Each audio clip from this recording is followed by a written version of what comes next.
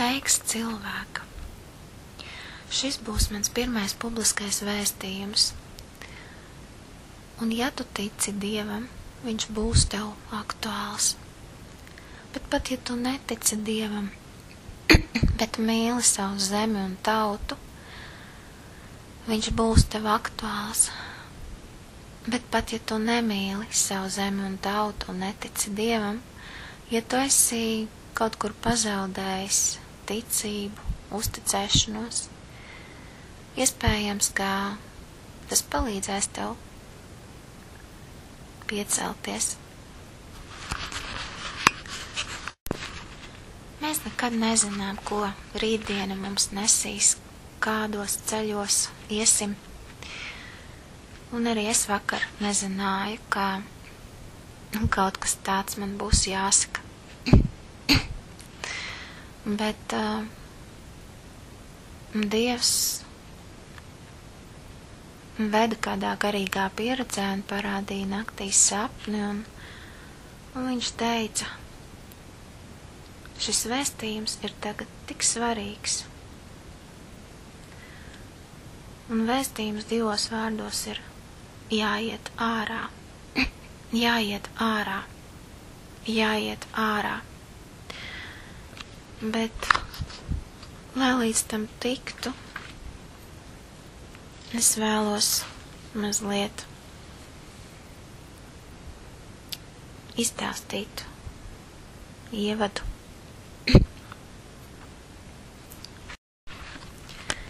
'91. gadā, pirms 24 gadiem, Dievs uzdāvināja latviešu tautai brīvību. Dievs uzdāvināja brīvību Latvijai. Bet tauta izvēlējās dāvinātāja vietā zelta teļu. Dievs, tāpat kā savai tautai, arī latviešu tautai teica, es nolieku tavā priekšā izvēlei svētību un lāstu, dzīvību un nāvi. Un es tev saku, izvēlēs svētību, lai dzīvo tu un tā pēcnācēji. Bet bija tā, kā bija, un tauta Dievu vietā, dāvinātāja vietā izvēlējās svešu ceļu. Viņi izvēlējās ceļu, kurā gala rezultāts bija kaps. Jo aizejot projām no Dieva,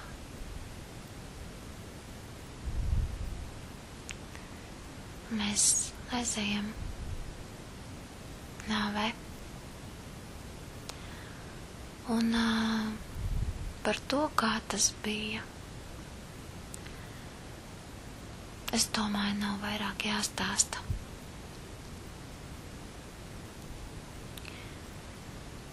Es domāju par to, ka diez vai Latvijai ir bijuši tādi laiki, kad tik daudz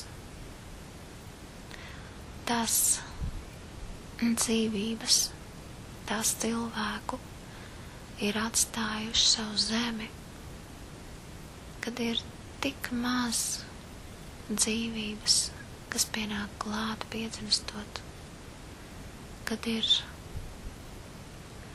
tik daudz zeme izpārdota. Zeme, šī zeme, Dieva uzticētā tautai. Cik viņu vairs pieder?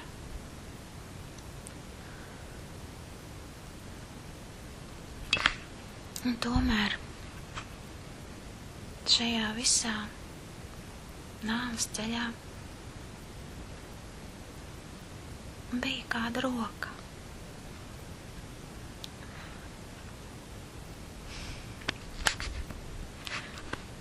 Tā roka, kura toreiz, pirms apmēram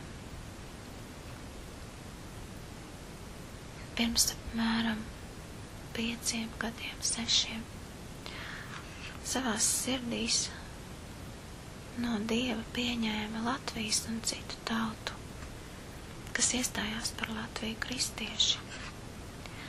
Tā roka, kurai tika pievienot klāt otra, savējā, lai ceļos esot, dienām un naktīm raudātu Dievu priekšā.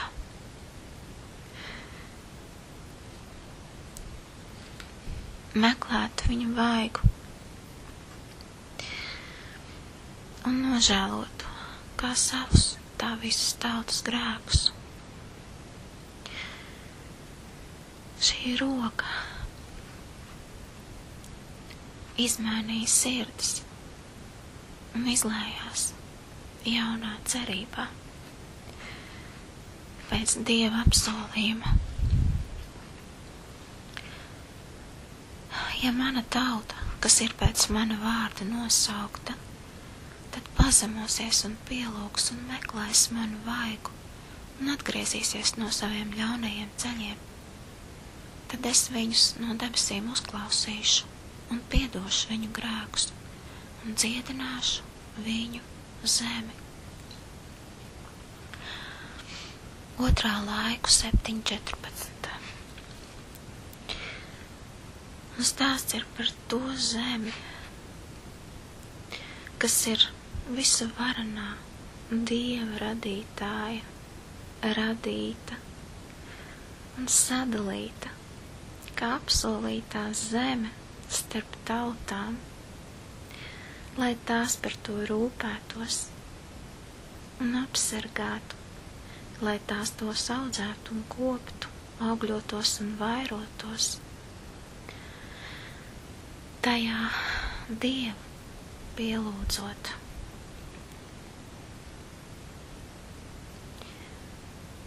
Latviešu tauta ilgi nav bijusi kā saimnieks savai zemē.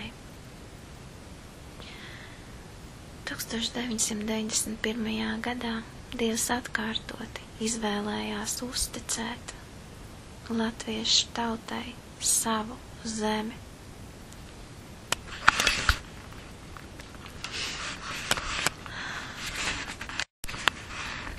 Šo apbrīnojami skaisto un svētīto teritoriju ar visu, kas tajā, šo zemi, kas izdod sēklu un kuras augļu ir paredzēts pietikt tās tautai un vēl pārpalikt labiem darbiem, paredzēts pietikt tās tautai, ja tā to pieņemtu kā savu, noticētu, ka tā pieder un ir uzticēta tai, un mīlētu, neatstājot, nenoliedzot, neizpārdodot, atgūstot, atpērkot, apstrādājot, apsaimniekojot un baudot tās dāvanas. Tas ir dodot zemē to, kas tai nepieciešams, tās tauta, kas to mīl un lieto. Lieto tiem nolūkiem, kam tā paredzēta. Pašrocīgi, neatsakoties no tās.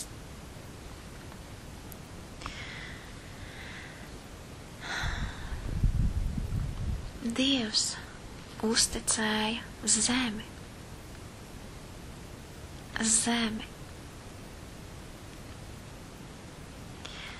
Tomēr, noraidot kādu dāvanu, mēs noraidām arī pašu devēju. Noraidot Dieva dāvanu, mēs noraidījām viņu. Tomēr šodien Dievs dod otru iespēju.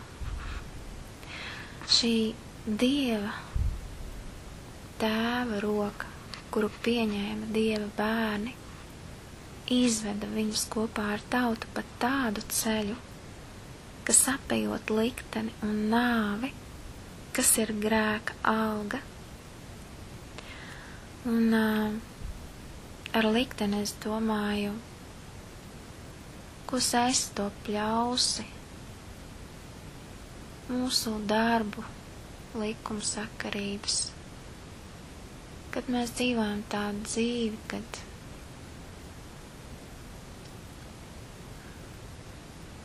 mēs pļaujam to, ko mūsu senči ir sējuši, un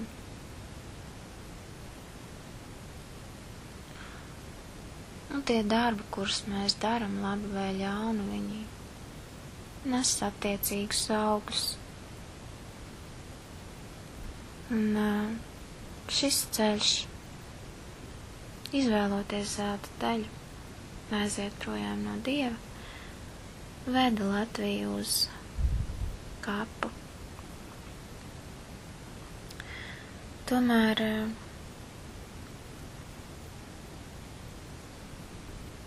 šī žēlastība, Dieva žēlastība, atvēra durvis uz dzīvības vārtiem. Un tas būtiskais ir tas, kad Dievs vēlas, lai mēs to saprastu, ka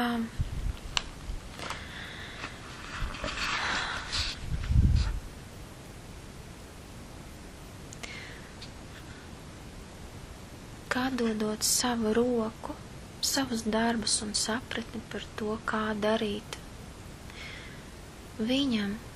viņš izved mūs pa tādu ceļu, kas noiet gar nāves līniju, to nepārkāpjot. Tas, ka Latvija atkopsies, tas, ka Latvija atdzims, tas, ka Latvija celsies, un tas, ka Latvija dzīvos, ir Dieva dāvana un brīnums. Tas, ka mums visiem kopā tiek dota vēl viena iespēja, nav mūsu gudrība un sasniegumi, mūsu lietpratība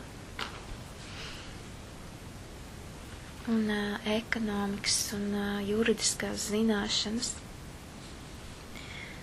Nē, tautu un valstu dzīvot spēju nosaka bērni, ģimenes, garspēks un mīlestība pret savu zemi, un to iespēja vienīgi Dievs. Dzīvība ir viņa rokā. Un mēs pat tiešām bijām aizgājuši par tālu.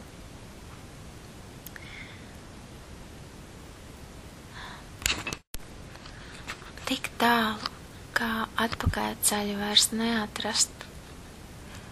Tas kā sniega bumba beļās vēlās no kalna, arvien ātrāk uzņemot apgrieziens. Un šajā brīdī ir kaut kas piepildīts. Dievs ir devis mums otru iespēju, bet šo ceļu zina vienīgi viņš. Šo ceļu uz jauno Latviju zina vienīgi viņš. Šo ceļu gar kapa malu, gar pašu kapa malu. Šo ceļu ārā no šīs sniega bumbas nāves ceļa zina vienīgi viņš. Un Kristus ir šis ceļš, jo viņš ir žēlastība, tā žēlastība, kas nostājās starp latviešu tautas bojāēju, starp latviešu tautu un tās bojāēju, lai izvestu dzīvībā